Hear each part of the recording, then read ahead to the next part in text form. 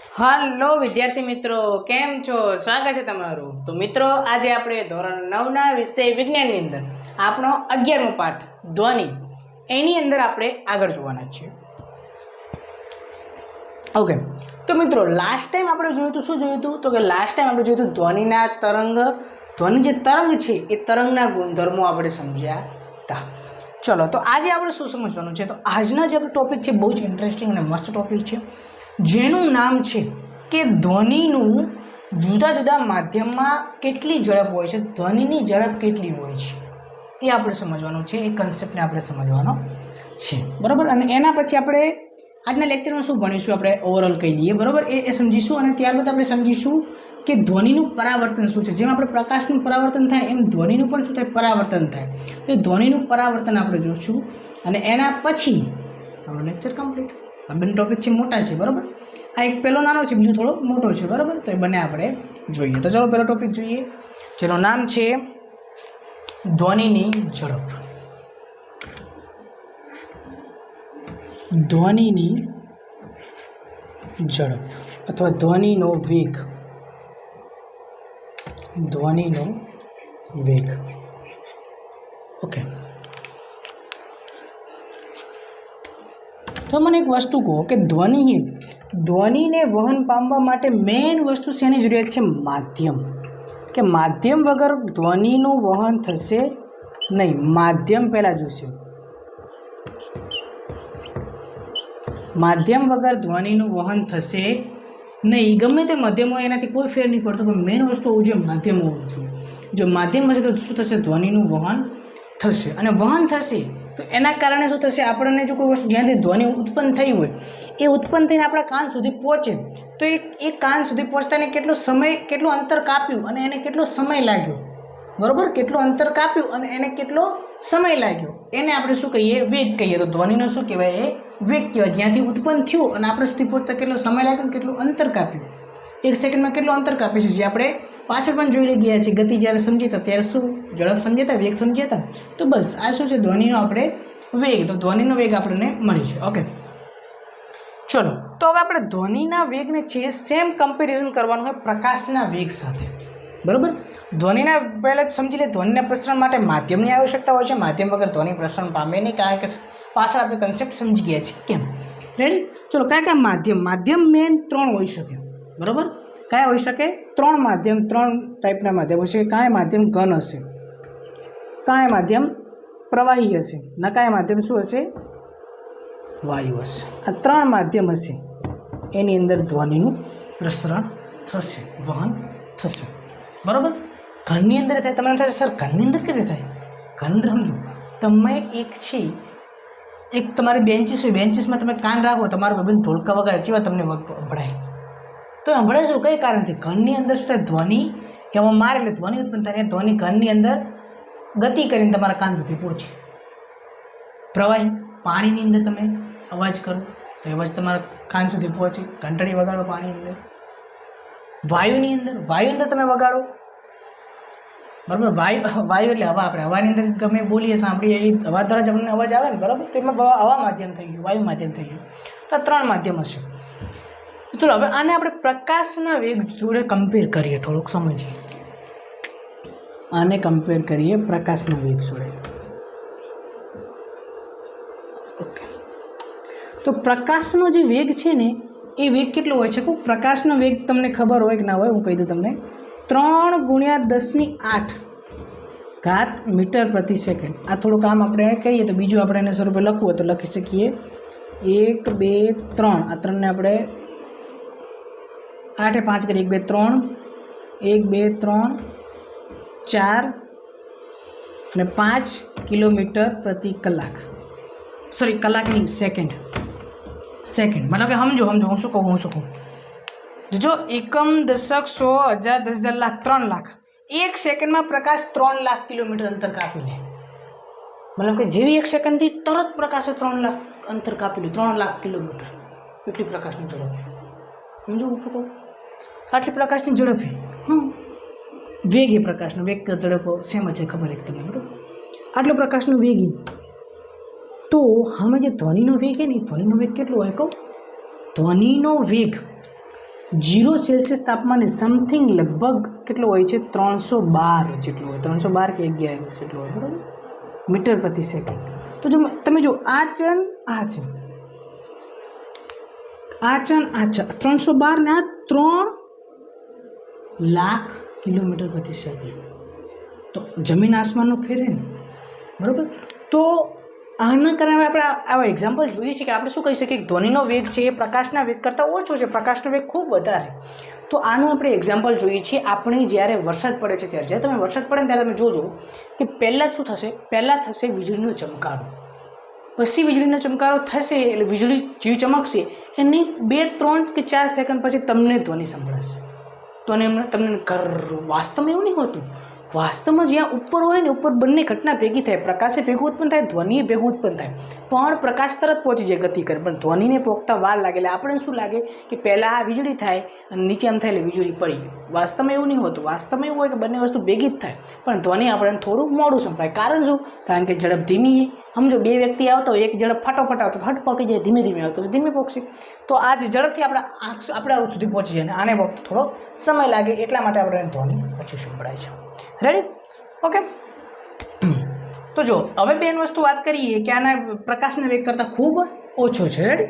Okay, ચલો. તો હવે મેઇન વસ્તુ જોઈએ કે જ્યાંનો વેગ છે એ 312 મીટર પ્રતિ સેકન્ડ છે. તો હવે આ જે 0 સેલ્સિયસ છે, જેમ તમે તાપમાન વધારશો એમ શું થશે? ધ્વનિનો વેગ વધશે. ધ્વનિનો વેગ વધશે. તાપમાન વધારવાથી ધ્વનિનો વેગ વધે છે. રીઝન શું? રીઝન મેન એ જ છે કે સમજો તાપમાન વધારો શું થાય કે જે અણુ હોય, અણુઓ વચ્ચેની શું થાય? ગતિ વધે. ગતિ વધવાના કારણે અણુઓની ઉર્જા વધે. ઉર્જા વધે એટલે ફટાફટ ઉર્જા ટ્રાન્સફર કરે, ફટાફટ ઉર્જા ટ્રાન્સફર કરે, ફટાફટ ઉર્જા ટ્રાન્સફર કરે, ફટાફટ ધ્વનિ સંભળાય. એટલે ધ્વનિનો વેગ શું થાય? એનો ધ્વનિ ફટાફટ મૂકે, ફટાફટ વાગે તો ઝડપ વધારે. કેટલી થઈ જાય? તો કે સમથિંગ 344 જેટલી થઈ જાય, બરાબર. 344 મીટર પ્રતિ સેકન્ડ તાપમાનના વધારા સાથે. ઓકે, આ થઈ ગયું. હવે મેઇન વસ્તુ સમજીએ કે ઘન માધ્યમ હશે. જો પ્રકાશની વાત કરીએ તો પ્રકાશ પાછું હોય ને એ ઝડપ વાયુની અંદર, બરાબર, વાયુ અથવા શૂન્યાવકાશ. શૂન્યાવકાશ એટલે જો કોઈ માધ્યમ નથી, અને જો વાયુની અંદર એનો એટલો હોય છે, બરાબર. ઘનની અંદર, પ્રવાહની અંદર ઓછો હશે થોડો. રાઈટ? ચલો, તો મેઇન વસ્તુ સમજીએ કે આ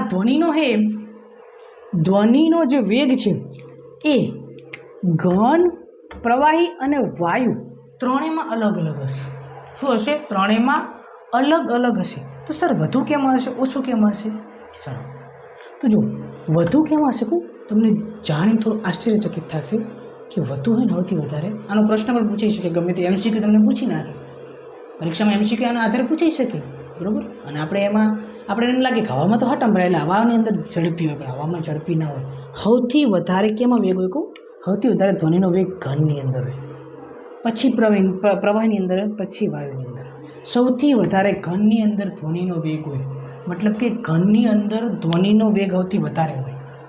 માન લો આને 344, તો આમાં થઈ જાય 340, આમાં થઈ જાય 320. ઘટી જાય. કેમ ઘટી જાય? કેમ આવું થાય? સર આની અંદર તો તમારું કેવું એવું થતું હશે કે આની અંદર તો સર કણો ઓછા જગ્યાએ હટાહટ જતા રહેશે, અને આની અંદર તો સર નડે, બધા કણો નડે નહીં. કણો છે એ નડે નહીં. મેન કામ શું? અને કણો જ ઉર્જાને ટ્રાન્સફર કરે ને. આમાં જો તમે આ વસ્તુ સમજો કે આની અંદર શું હોય? આ ઘન માધ્યમ આખે કોણ, બરાબર. ત્રણેયના કણો સમજાય દો.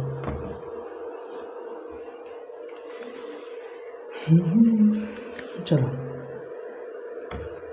આ ઘનના કણો.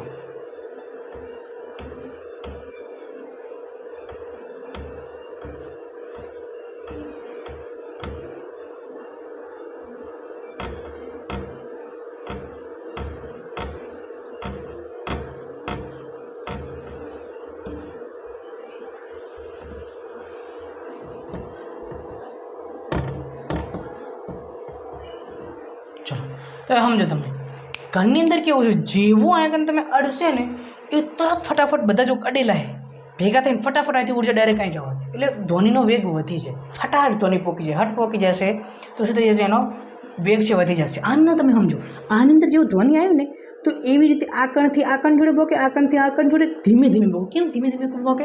કારણ કે હે ને આમાં કેવું બધા હે ને શેટર રખડતા હોય. આમાં કેવું આ બધા ભેગા ભેગા આ તો રખડતા જ ના હોય, ઘરના કણો રખડતા ના હોય ભેગા, આ રખડતા હોય. તો મારા આને કંઈક સંદેશો આવ્યો તો એ ઓલાને ગોતતા ચારે બીજા કણો રખડતો ગોતે, એને ગોતે પછી રહ્યો આને ગોતશે એમ કરતાં ભોગતા વાર લાગી ગઈ. આની અંદર જો રખડેલા જ છે, હાવ રખડ જ કરે. આ ને મળ ઉર્જા મળે તો કેટલા સમય પછી મળ આને કે એમ કરતાં અરે બધા મળ આગળ વધે ને એનાથી પછી આગળ. તો એના કારણે સમય લાગે એટલે વેગ ઘટી જાય. તો આ મેઇન વસ્તુ સમજો કે વાયુની અંદર વેગ કેમ ઓછો હોય છે, કારણ કે એની અંદર કણો છે, છૂટાછવાયા હોય છે ને, જેના કારણે શું થાય છે, ધ્વનિ છે એ ઝડપથી પ્રસરી શકતી નથી. એના કારણે શું થાય છે, વેગ ઘટે છે. આની અંદર શું થાય છે, ઝડપી ફટાફટ પ્રસરણ પામે છે અને ધ્વનિનો વેગ વધારે હોય છે. અને આની અંદર મીડિયમ હોય, બરાબર. તો આ છે આ વસ્તુ. પ્રકાશની અંદર ઊંધું હોય, બરાબર. પ્રકાશની અંદર વાયુની અંદર વધારે, પ્રવાહની અંદર ઓછું કરવાનું. આની અંદર તમારે પ્રશ્ન પૂછી શકે, શું પૂછી શકે તમે. હવે આમને જો તમે રિયલ લાઈફનું એક્ઝામ્પલ આપો, જો રિયલ લાઈફનું એક્ઝામ્પલ આપો, કઈ જગ્યાએ આવું થાય. મને એક વસ્તુ એક તો મેં તમને ઓલું બેન્ચીસવાળું કીધું, બરાબર. બેન્ચીસમાં તમે આમ કરો ખટ કરો તેવું તમને અવાજ સંભળાય, તરત સંભળાશે, બરાબર. પછી કંઈક જો માન લો કોઈક તાબુ હોય અહીંયા નીચે હોય, તાબુ ઉપર ગમે તે ધપધપ થતું હોય તો નીચેલા વાળાને સંભળાય. રીઝન શું, ઘન વસ્તુ હોય, ઘરની અંદર ધ્વનિ આવે, ધ્વનિ ડાયરેક્ટ સંભળાય જાય, તરત સંભળાય, બરાબર. ધબધબ થાય, કાંક પડી જાય તો તરત અવાજ આવે છે. બીજી વસ્તુ હું તમને એક એક્ઝામ્પલ આપતો હતો. બીજી વસ્તુ એ કે જેમ કે સાપ, બરાબર. અને એક વસ્તુ સાપ એને તમે ભગાડવા માટે શું કરો કે તમે એને ભગાડવા માટે અવાજ કરો એમ કરો, બરાબર. એક તો એ કરો, બીજો આઈડિયા તમારી જોડે એ કે તમે એને દંડો એની આજુબાજુ મારો, ખટ. બે ઓપ્શન એ તમારી જોડે. તો કયા ઓપ્શનથી સાપ ભાગશે, ઝડપથી ભાગશે? તો મેઇન વસ્તુ સમજો કે તમે જો હવાથી કરશો ને, હવાથી બોલો એટલે તમે તમારી જે ધ્વનિ એ હવાથી સાપના કાન સુધી પહોંચે તો એને પહોંચતા થોડો વાર લાગશે. પણ જો તમે ઓલાથી આમ કરશો ખટ તો એ તો ડાયરેક્ટલી એના કાનમાં જશે. કેમ? કારણ કે ઘરની અંદર ધ્વનિ ઉત્પન્ન થાય, ફટાફટ પ્રસરણ પામે, ડાયરેક્ટ એના કાનમાં જતો તરત હલશે, બરાબર. એટલે તમે ખટ કરીએ એટલે સાપ આમ બીએ છે, બરાબર. તો મેઇન રીઝન રાઈટ. ઓકે. તો આ રીતે અલગ વસ્તુની અંદર ધ્વનિનો વેગ કેવો હોય છે, અલગ હોય છે, બરાબર. અને ઘરની અંદર સૌથી વધારે પ્રશ્ન આવે તમને કદાચ એમ પણ પૂછી શકે પરીક્ષામાં કે જો નીચેનામાંથી કોની અંદર ધ્વનિનો વેગ વધારે છે, સ્ટીલ, પેટ્રોલ, હવા, ત્રણેયમાંથી કેની અંદર વેગ વધારે? તો સ્ટીલ આવશે.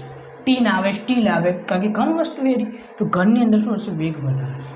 એટલે આપણે એમાં ગૂંચવાય નહીં જાણવું, કારણ કે આપણે એમ લાગે કે સ્ટીલની અંદર તો ઝટ અવાજ જાય જ નહીં, એમ મસ્ત જાય અવાજ. હવાની અંદર તો હવા તો સૌથી વધારે હશે, તો એ જવાબ ખોટો પડે, બરાબર. રેડી સમજાઈ ગયું? ઓકે, ચલો. ઓકે, ધ્વનિનો વેગ. ઓકે, ચલો. તો હવે આપણે બીજું ટોપિક પર જઈએ. બીજો ટોપિક છે આપણો પરાવર્તન, ધ્વનિનું પરાવર્તન.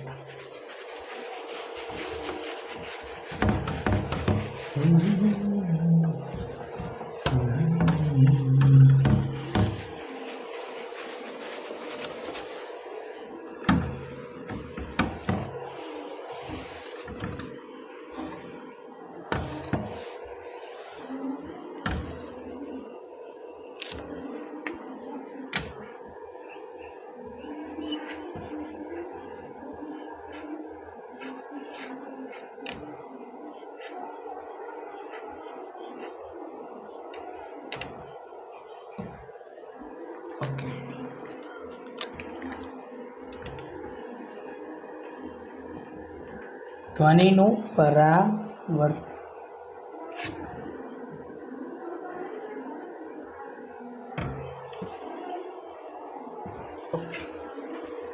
હવે જો ધ્વનિનું પરાવર્તન એટલે શું? કોઈ બી વસ્તુ હોય, આપણે પ્રકાશને પણ સમજ્યા હતા.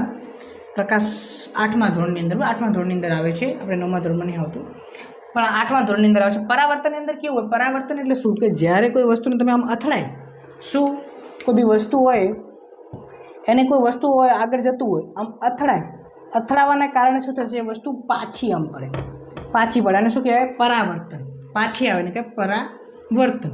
ઓકે. તો ધ્વનિનું સેમ પણ શું થાય છે? ધ્વનિનું પણ શું થાય છે? પરાવર્તન થાય છે. જ્યારે ધ્વનિ છે એ ઉર્જા સ્વરૂપે આગળ જતી હોય છે, તો આગળ જવાના કારણે કોઈ વસ્તુથી અથડાય તો એ પાછી પડશે. હવે તમને એક થોડો પ્રશ્ન થશે, શું થશે કે સર આ વસ્તુ માન લો ઘન ધ્વનિ એની અંદર જતી નહીં રહે, સમજાય ને?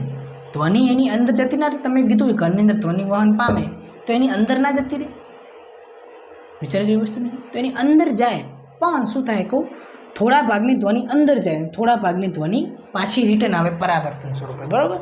એવું નહીં કે બધી ધ્વનિ આપણે પાછી મળે, થોડી ઓછી મળે, કારણ કે અડધી ધ્વનિ આની અંદર જાય. ખબર તમે આમ કોઈ વસ્તુ મારો તો સામેલી દિવાલવાળાને અવાજ આવે કે ભાઈ અવાજ ના કરો, બખારો ના કરો, તબ મને અવાજ આવે. તો રીઝન મેં નહીં છે કે તમે શું થશે, થોડો અવાજ છે અહીંયા કને જશે. રેડી?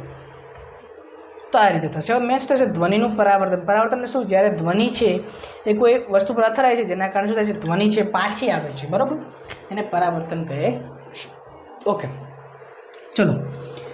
તો મેન વસ્તુ ધ્વનિનું પરાવર્તન થાય તો કઈ રીતે થાય સમજો. માન લો ધ્વનિ અથડાની, તો સર આ બાજુ ઉપર જતી રહે, નીચે જતી રહે, ડાબી બાજુ જાય, જમણી બાજુ જાય, કે અંદર પહેરી જાય, અંદર તો પહેરી જાય થોડી ઘણી તો જાય જ. કઈ રીતે, અમે એના નિયમો કઈ રીતે, તો એનું જે છે ને, એનું જે પરાવર્તન છે, ધ્વનિનું પરાવર્તન સેમ એઝ સેમ પ્રકાશના પરાવર્તન જેવું. પ્રકાશ જે નિયમોને ફોલો કરે છે, જે અનુસરે છે, જે નિયમો સેમ ટુ સેમ ધ્વનિ એ નિયમોને અનુસરે છે પરાવર્તન માટે. સમજીએ કઈ રીતે. પહેલાં તમને આ માટે પ્રકાશનું પરાવર્તનના નિયમો આવડવા જોઈએ. તમને થોડુંક સમજાવી દઉં, જે 8મા ધોરણની અંદર આવે પણ તો તમને સમજાવી દઉં શું કહેવામાં આવે પ્રકાશના પરાવર્તનના નિયમો.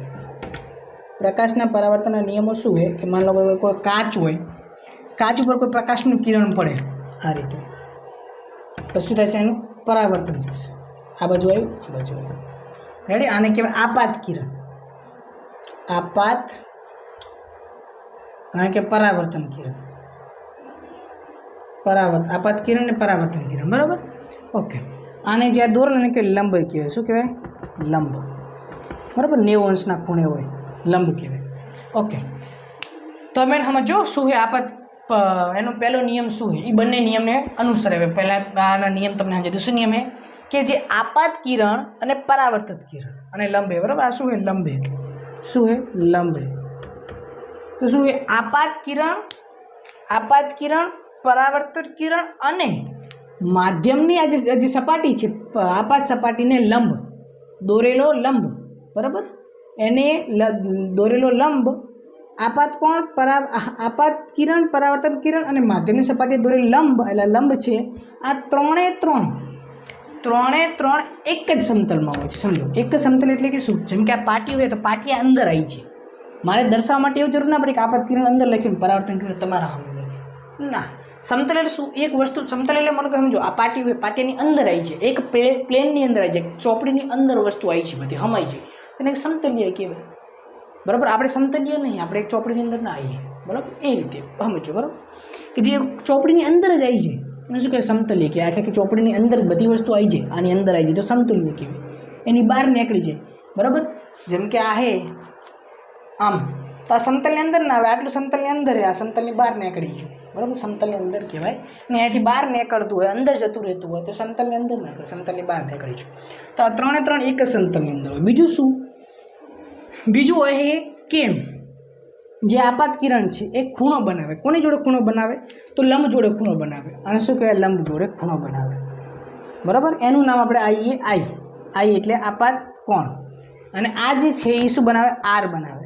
આર એટલે પરાવર્તન કોણ. કોની જોડે? લંબ જોડે. કોણ? પરાવર્તન કિરણ. આપાત કિરણ આઈ બનાવે ને આ આર બનાવે, આર ખૂણો, બરાબર. તો શું આઈ અને આરનું મૂલ્ય કેવું હોય છે? સરખું હોય છે. આપાત કોણ કહેવાય અને પરાવર્તન કોણ કહેવાય.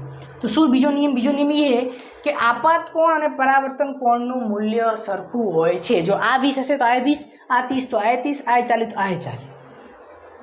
આ નિયમ થઈ છે. આ બંને નિયમ કોણ અનુસરે? ધ્વનિ આપણી અનુસરે. સેમ જેવું પ્રકાશનું પરાવર્તન થાય સેમ ટુ સેમ ધ્વનિનું થાય. તો સમજી લો કે આ ધ્વનિ જાય આપણે અહીંથી ધ્વનિ, આપાત ધ્વનિ, પરાવર્તિત ધ્વનિ. આપાત ધ્વનિ, પરાવર્તિત ધ્વનિ અને માધ્યમને દોરેલ લંબ ત્રણે એક જ સમતલમાં હોય છે. બીજી વસ્તુ શું? તો કે આપાત ધ્વનિ એ લંબ સાથે બનાવેલો ખૂણો, જેને આપાત ખૂણો કહેવાય, આપાત કોણ, અને પરાવર્તિત ધ્વનિ એ લંબ સાથે બનાવેલો ખૂણોનું મૂલ્ય સરખું હોય છે, બરાબર. આ થઈ ગયું ધ્વનિનું પરાવર્તન. ધ્વનિનું પરાવર્તન સેમ આ રીતે થાય છે જેમ પ્રકાશનું પરાવર્તન થાય છે, બરાબર. સમજાણું? ઓકે, ચલો, રેડી? ઓકે,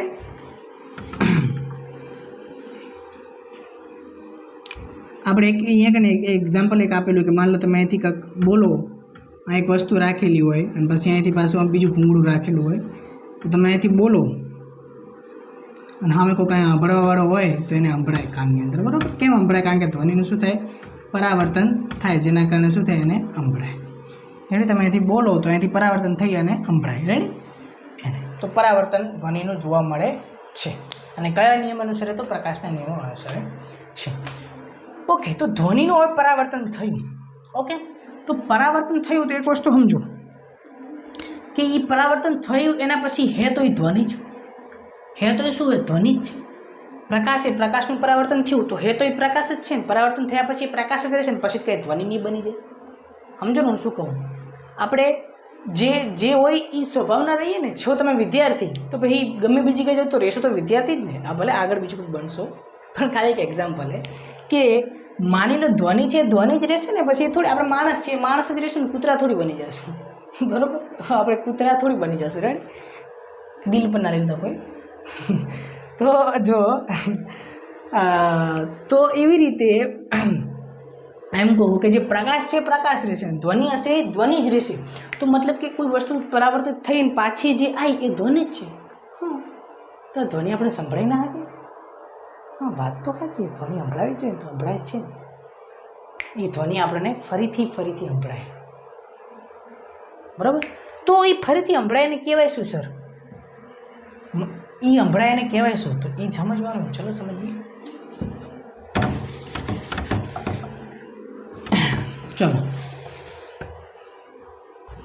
ચલો હવે જે ધ્વનિ છે પરાવર્તિત થઈ જાય, પરાવર્તિત થઈને આપણા કાન સુધી ફરી વખત આવે, એટલે ફરી વખત આપણે એની એ વસ્તુ, એની ધ્વનિ સંભળાય. એની ધ્વનિ જે આપણે પહેલાં સાંભળી હતી એની સંભળાય આપણા કાનની અંદર, બરાબર? તો જો સંભળાય તો પરાવર્તન દરમિયાન આપણને બે વસ્તુ જોવા મળે. કઈ બે વસ્તુ? બે ટર્મને આપણે સમજવાના છે. બે ટર્મ કયા છે? એક છે પડઘો અને બીજું છે અનુરણન, બરાબર? આ બે વસ્તુ સમજવાની, પડઘો અને અનુરણન, બરાબર? બંને એક જેવા જ લાગે પણ થોડોક ડિફરન્સ છે, થોડોક તફાવત છે. રેડી? એ તફાવત આપણે જોવાનો કે શું બંને વચ્ચેનો તફાવત છે, બરાબર? જરીક જ તફાવત છે. શું તફાવત છે? તો સમજો. પડઘો અનુરણન પહેલાં માનો એક જ વસ્તુ. એક વસ્તુ શું કે કોઈ ધ્વનિ એ પરાવર્તન પામી ફરી આપણા કાનની અંદર આવે એટલે કાનની અંદર આપણને સંભળાય. એ સંભળાની વસ્તુ જો એ ધ્વનિ આપણને 0.1 સેકન્ડ પછી સંભળાય. સમજો હું શું કહું? 0.1 સેકન્ડ પછી સંભળાય તો એને કહેવાય પડઘો. 0.1 સેકન્ડ પહેલાં સંભળાઈ જાય તો એને કહેવાય અનુરણન. આટલો ડિફરન્સ, બરાબર? બંને વચ્ચે શું ડિફરન્સ? જો 0.1 સેકન્ડ પહેલાં સંભળાઈ જાય પછી સંભળાય, 1 સેકન્ડ 0.1 સેકન્ડ થઈ ગઈ પછી સંભળાનું તો પડઘો, પહેલાં સંભળાઈ ગયું તો અનુરણન. ઓકે, હવે જો મેન વસ્તુ સમજો. પડઘાની અંદર શું હોય? તો મેન આપણું જે કાન હોય, એ કાન જોડે એક શક્તિ હોય કે શું કરીએ કે 0.1 સેકન્ડ સુધીના ધ્વનિને સંગ્રહી શકે. કેટલા સુધીના? 0.1 સેકન્ડના ધ્વનિને કાનની અંદર સંગ્રહી શકે. 0.1 સેકન્ડ સુધી કાનની અંદર સાચવી શકે ધ્વનિને ગમે એમ. ઓકે, તો હવે આ 0.1 સેકન્ડ ધ્વનિ એની અંદર સાચવી શકે. પછી શું થાય? પછી પડઘાની અંદર કેવું હશે કે માન લો કે હું બોલ્યો તમે કેમ છો.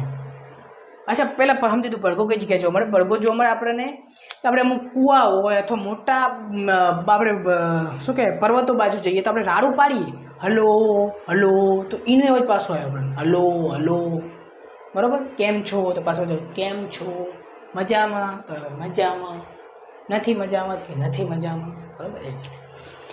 તો એને શું કહેવાય? પડઘો કહેવાય, બરાબર? એને શું કહેવાય? પડઘો કહેવાય. તો પડઘો ક્યારે બને? તો જ્યારે ધ્વનિ 0.1 સેકન્ડ મોડી આવે, 0.1 સેકન્ડ પછી આવે તો એ પડઘો બનશે. અને એકને એક વસ્તુ આપણે સામે બોલે આપણે રિટર્ન પાછી સંભળાય, એને પડઘો કહેવાય. ઓકે, તો 0.1 સેકન્ડ પછી સંભળાય, બરાબર?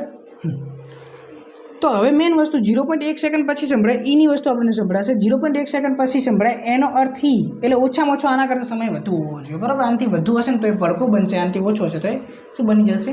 અનુરણન બની જશે.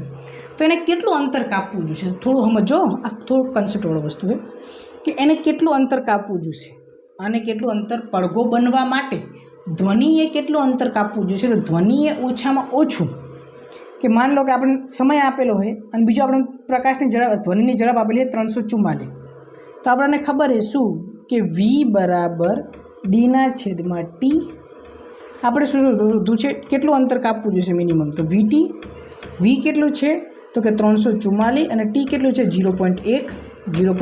તો ડી બરાબર કેટલું થઈ ગયું 34.4 મીટર. તો કહેવાનો અર્થ 34.4 મીટર. પણ અંતર કયું? આ કયું અંતર? તો આ એક અંતર સમજો કે માન લો એક દિવાલ છે, અહીંથી તમે રાડું પાડી અહીં અથડાનું, પાછું વળી આટલે આવ્યું, પછી તમારા કાન વળીને સંભળાનું. બરાબર સમજો શું કહું? અહીં પડ્યું, પાછું અથડાતું વળીને તમારા કાને સંભળાનું. તો આ બંને વસ્તુ છે, બંને લંબાઈ આપેલી. આ જે 34.4 છે ને એ શું છે? બંને લંબાઈ, આ બંને ભેગી. બરાબર. તો આપણે એક બાદ કરવી પડશે ને, જયાની આવ્યાની બંનેની ભાઈ. તો આમાંથી એક આપણે બાદ કરી અડધી કરી નાખશું, અને અડધી કરી નાખો એટલે થઈ જાય 17.2 મીટર. મતલબ કે ઓછામાં ઓછું એને 17.2 મીટર જેટલું અંતર કાપવું છે. હું સમજો હું શું કહું કે આપણે આ જે સમય 0.1 સેકન્ડ 0.1 સેકન્ડ પછી સંભળાવજો. પછી સંભળાશે તો એ ધ્વનિ ચાકન ફરીને આવ્યો છે. પહેલાં જ્યો હશે જઈને પાછો આવ્યો હશે. તો આપણને અંતર મળશે, શેનું મળશે? જ્યાંનું મળશે, પાછું આયાનું મળશે, બંને ભેગું મળશે. પણ આપણે તો ખાલી શેનું જોયું? ખાલી જ્યાંનું. કેમ? કારણ કે આપણે એટલું જ અંતર માપવાનું હોય. આપણે થોડું 2 વખત માપશું. આટલેથી દિવાલ આટલી લાંબી હોય તો મારે આટલું 1 વખત જ માપવાનું. એમ થોડીક હું 2 વખત માપીશ. 2 વખત નહીં આપે, 1 વખત જ માપીશ.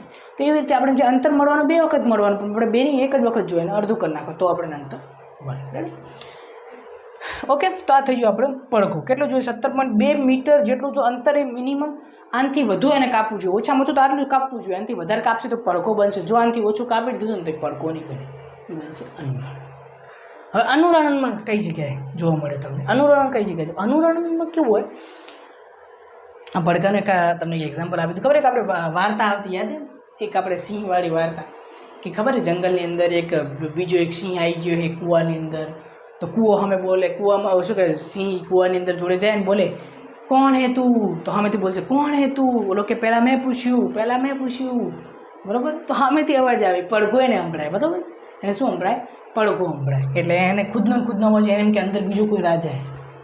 બરાબર. પણ એ તારા જ અવાજ છે, એ અંદર કૂદકો મારી જાય, મારા મારું ભાઈ ખતમ થઈ જાય. રેડી? તો એ સ્ટોરી. તો હવે જો અનુરણની અંદર કેવું હોય કહું? અનુરણની અંદર હે ને ધ્વનિ આપણે સંભળાશે ખરી. ધ્વનિ જે આપણે બોલો એનું આપણે સંભળાશે, પણ શું હશે? એ તરત સંભળાઈ જશે. જેમ કે હું બોલું આમાં જો પડઘાની અંદર શું છે? જેમ કે હું બોલ્યો હલો, સામે આવે છે હલો, અંદર કેવું છે? હલો. સમજો હું શું કહું? અવાજ રોકાશે જ નહીં. અવાજ તમને સતત સંભળાય જ રાખશે. હલો. એને કે અનુરણન.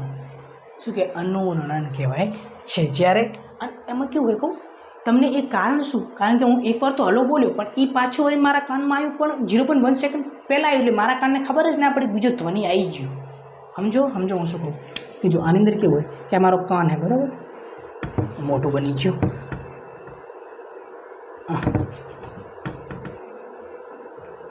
માનલા મારા કાન છે, બરાબર. હવે મારા કાનની અંદર કેવું હોય કે પહેલાં જે ધ્વનિ છે હું બોલ્યો, એ બોલ્યો એટલે મને ભેગું સંભળાનું થશે ને. એમ તો નહીં હોય કે મને નહીં સંભળાનું હોય. તો અહીંથી મારા કાનની અંદર ધ્વનિ છે. હવે થોડીક વાર પછી અથડાયા પછી મારા કાનની અંદર ધ્વનિ છે, બરાબર. એ 0.1 સેકન્ડ પૂરી નહીં થઈ, એની પહેલાં મતલબ કે હશે એટલી વારમાં જ વરીના બીજો ભેગો આવી જશે. એટલે બે ભેગા મને સંભળાશે. આ જેવો પતવા આવ્યો છે ને ભેગો મને આ સંભળાઈ જશે. મને એવું લાગશે જ નહીં કે પત્યું હોય, મને એવું લાગશે જ નહીં કે અવાજ પત્યું હોય. અને આની અંદર કેવું થશે? આની અંદર એવું થાય, આ પડઘાની અંદર એવું થાય કે માન લો 0.1 સેકન્ડ થઈ ગઈ, પછી બીજો સામે ધ્વનિ આવતો છે, પછી આ ગાયબ થઈ જશે. પછી આ બીજો આવશે એટલે આપણે અલગ સંભળાય. હલો, તો ઘણી વાર પછી હલો, એ રીતે. બરાબર. આમાં હલો એ રીતે અનુરણનની અંદર એ રીતે આપણને જોવા મળે છે. રેડી? મેઇન વસ્તુ કે 0.1 સેકન્ડ કરતાં ઓછું જો આપણને પહેલાં સંભળાઈ જાય તો અનુરણન કહેવાય. બરાબર. ઓકે. તો અનુરણનની અંદર મેઇન વસ્તુ સમજો કે અનુરણન એ વસ્તુ એની ઘણી વસ્તુ બગાડે. શું બગાડે કહું? કે ઘણી જગ્યાએ તમે મૂવી જોવા જતા હોય અથવા બીજી કોઈ જગ્યાએ હોલની અંદર જતા હોય તો રૂમ નાનો હોય તો શું થશે? અનુરણન વધારે જોવા મળે. તમે બોલો, જેમ કે હું બોલું કે કેમ છો તમે, તો જેવું હું બોલું કેમ છો, અને પછી બોલું કેમ છો, હું જો આખું વાક્ય શું બોલું? કેમ છો, મારું નામ છે સતીશ. તો હું એટલું બોલું કેમ છો, એ હવે તમારા કાન સુધી સંભળાય કેમ છો, અને હું સતીશ છું એ તો તમને સંભળાય જ નહીં. કેમ? અને સંભળાય તો બધું ભેગું થઈ જાય. સમજો હું શું કહું? હું પહેલાં એમ બોલ્યો કે મારું નામ છે સતીશ, તો એ અવાજ પાછો અથડાઈને તમારા કાનમાં આવશે એટલે તમે શું કરશો? તમારા કાનમાં આવશે એટલે હું તમે અહીં હમણાં હું સતીશ છું, સોરી હલો કેમ છો, પછી હું સતીશ છું, બંને બધું મિક્સ થઈ જશે. સમજો હું શું કહેવા માગું, હું એમ કહું રહું કે બંને મિક્સ થઈ જશે અવાજ, અને મિક્સ થઈ જાય તમને સમજાશે કે હું શું કહું છું. તો એ માટે કરીશું, તો એ માટે કરીશું કે જે હું બોલું ને તમે કેમ છો તો તમને એ સંભળાય ને, એના સંભળાય પછી ધ્વનિ છે ને આજુબાજુ પ્લાસ્ટિકની વસ્તુ હોય, પ્લાસ્ટિક ફાઇબર હોય અથવા બીજી ઘણી બધી વસ્તુ જે ધ્વનિને શોષી, તો જેવો ધ્વનિ જશે અને પરાવર્તન થાય નહીં પહેલાં ધ્વનિ શોષાઈ જશે. તો ધ્વનિ શોષાઈ જશે, તો ધ્વનિ શોષાઈ જશે. હવે તમે બોલશો અથવા હું બોલીશ તો તમને બીજી વખત એની વસ્તુ ભેગી નહીં સંભળાય, અને ભેગી સંભળાશે તો તમને ખબર જ નહીં પડે. એટલા માટે શું હોય, ઘણી જગ્યાએ જે હોલ હોય તો બધી જગ્યાએ શું રાખવામાં આવે, એવી રીતે રાખવામાં આવે, ધ્વનિ શોષક વસ્તુઓ રાખવામાં આવે. માન લો પછી પિક્ચરની અંદર એવું ના હોય, જો આપણે પિક્ચર જોતા હોય બરાબર, પિક્ચરમાં હીરો ડાયલોગ બોલે યે હાથ મુझे દે દે ઠાકુર, બરાબર, આખો ડાયલોગ આટલો હોય. તો પિક્ચરમાં બોલે યે હાથ ઠાકુર, મુझे चाहिए, તો કે મુझे પછી બધું મિક્સ થઈ ગયું, તો કે ડાયલોગ સામે ખબર જ ના પડ્યો. તો એટલા માટે શું હોય, અહીંયા કને શું હોય, ફાઇબર હોય જે પૂરું બધું ખેંચી લઈને આપણે પૂરો અવાજ રેડી એવું થાય. સમજો ને હું શું કહું રેડી. તો અનુરણને ઓછું કરવા માટે વિવિધ ફાઇબર અને અલગ અલગ વસ્તુ આપણે ઉપયોગ કરવામાં આવે છે, બરાબર. Okay ready. ચલો હવે મેઇન વસ્તુ ધ્વનિનું જે પરાવર્તન તમે કરો ઘણી વખત, બરાબર, ઘણી વખત શું કરો, પરાવર્તન કરો. તો પરાવર્તન કરવાના કારણે તમને ને પ્રબળ ધ્વનિ મળે. શું મળે?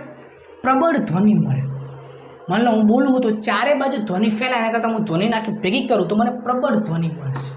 તો એ પ્રબળ ધ્વનિને શું, એક ગુણક ધ્વનિ કહેવાય. તો કઈ રીતે આપણે ધ્વનિનો આપણે યુઝ કરી શકીએ, એના પ્રયોજનો શું, તો બુકની અંદર છે, તો બુકની અંદર વાંચીએ અને હું તમને સમજાવું, બરાબર.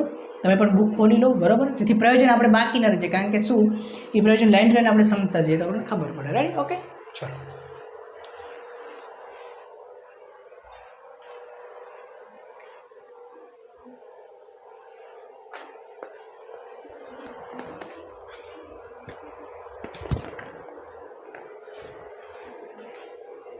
તો ચલો આપણે જોઈએ પ્રયોજનો.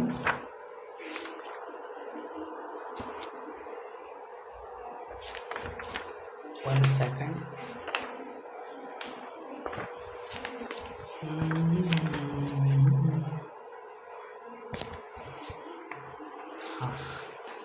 ચલો, ધ્વનિના ગુણક પરાવર્તનના ઉપયોગ. બરાબર, આપણે પ્રશ્ન છે લાસ્ટમાં લઈ લઈશું બધા, બરાબર. જે પ્રશ્ન જે આપણે છે એ આપણે બધા લાસ્ટની અંદર જે 2 પાર્ટ છે એની અંદર આપણે લઈ લઈશું. રાઈટ, સ્વાધ્યાયન બધું. ચલો હવે જોઈએ ધ્વનિ ગુણક પરાવર્તનના ઉપયોગો. મલ્ટિપલ ટાઈમ તમે શું કરો, ધ્વનિને પ્રબળ બની શકો. તો મેન વસ્તુ પહેલો આપણે જોઈનું પ્રયોજનો, ઉપયોગો. મેગાફોન કે લાઉડ સ્પીકર, હોર્ન, તુરી તથા શેનાઈ જે વાદ્યો બધા એવી રીતે બનાવવામાં આવે છે જેથી ધ્વનિ બધી દિશામાં ફેલાવાને બદલે ફક્ત એક ચોક્કસ દિશામાં ફેલાય. બરાબર, આ જે હોય છે જેના કારણે ધ્વનિ બધી જગ્યાએ ફેલાવાને બદલે એક જ જગ્યાએ રહે, અને એક જ જગ્યાએ કારણે શું થાય, ધ્વનિ પ્રબળ બને છે અને આપણને સારી રીતે સંભળાય છે. આપણે માઇકની અંદર બોલીએ હલો હલો, શાકભાજી લઈ લો, બરાબર, એ રીતે. ચલો બીજું, હવે આ યંત્રમાં આગળનો નળીનો આગળનો ભાગ કેવો હોય છે, આગળનો ભાગ આમ આખો શંકુ આકાર, બારે આમ શંકુ હોય, આમ શંકુ જેવું હોય ને, આપણે કોન ખાતા હોય કોન જેવું હોય, બરાબર.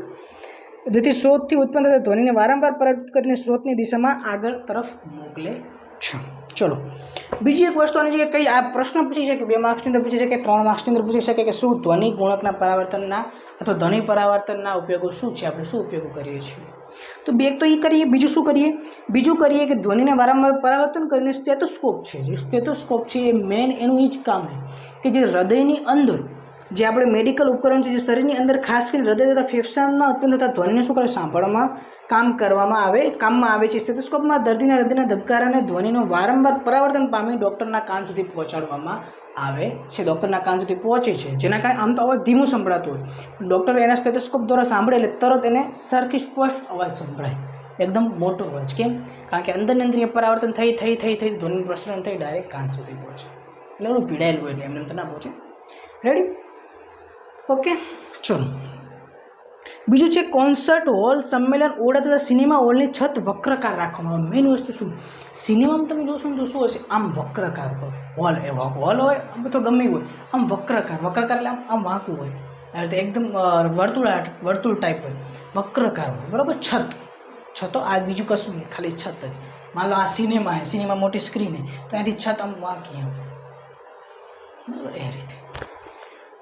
તો ઓરડા તથા સિનેમા હોલની છત વક્રાકાર બનાવવા જેથી પરાવર્તન બાદ ધ્વનિ હોલના બધા જ ભાગ સુધી પહોંચી જાય. બરાબર, માન લો અહીંથી ધ્વનિ નીકળ્યું તો અહીંથી ઉપર જાય, ઉપર જઈને તમને સંભળાય. અહીં જેટલા ભલે બેઠા હોય, શેટા બેઠા હોય, કને બેઠા હોય, બધાને સંભળાય. અહીંથી ને ઉપરથી બરાબર બધાને સંભળાય છે. ક્યારેક ક્યારેક વક્રાકાર ધ્વનિ બોર્ડ મંચની પાછળ રાખવામાં જેથી ધ્વનિ આ ધ્વનિ પરિવર્તન પામી સંપૂર્ણ હોલમાં ફેલાઈ જાય એટલા માટે રાખવામાં આવે છે. Okay, ready? ઓકે, જો બધાને સંભળાય દેખાય રહ્યું તમે જો બધાને એક બાજુથી બધાને સંભળાય. તો મને એક વસ્તુ થોડીક વિચારીને કહું, થોડી વિચારીને કહેજો. આના ઉપર એક પ્રશ્ન બને કે જો આપણે એ વસ્તુ સમજીએ કે ધ્વનિની અંદર સર તમે કહો ઉપર પરાવર્તક સપાટી આવે તો ઉપર અથડામણ થઈને વારંવાર અનુરણન ના થાય? અનુરણન ના થાય? અનુરણન ના થાય સમજો હું શું કહું કે ઉપર પરાવર્તન થાય તો ઉપરથી ધ્વનિ આવ્યો તો વરીને ઉપર ભટકાશે, ઉપર ભટકાશે, ઓલા કાનમાં હમણાં કરશે, સર અનુરણન થશે. તો શું કરવાનું? તો મેઇન વસ્તુ એ કે ઉપર ભલે વક્રાકાર સપાટી એ એટલા માટે કારણ કે બધાને સંભળાય. અહીંથી ઉપર જઈને ડાયરેક્ટ પહોંચી જાય, બધાને અહીંથી ઉપર જાય બધાને કાન સુધી પહોંચી જાય. હવે કાન સુધી પહોંચી તો એ ધ્વનિ નીચે અથડાશે, એવું તો નહીં કે ડાયરેક્ટ ઉપર જતી રહેશે, નીચે અથડાશે. નીચે આપણે ફાઈબરની બધી વસ્તુ રાખેલી, સીટી આપણે એ પસંદ કરી છે ધ્વનિ શોષી લે, તેથી ધ્વનિ શોષી લેશે એટલે ધ્વનિ પાછી ભરીને ઉપર નહીં જાય તો પાછું એનું અનુરણન થશે નહીં.